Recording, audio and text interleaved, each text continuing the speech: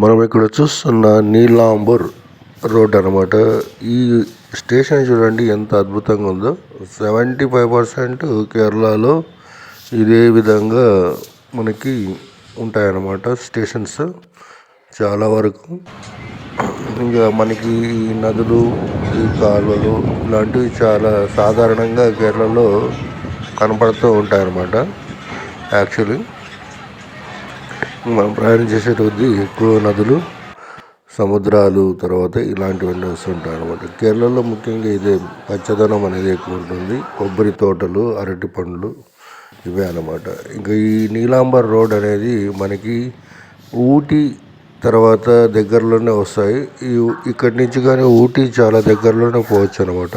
Thank you. నచ్చితే like చేయండి, share చేయండి.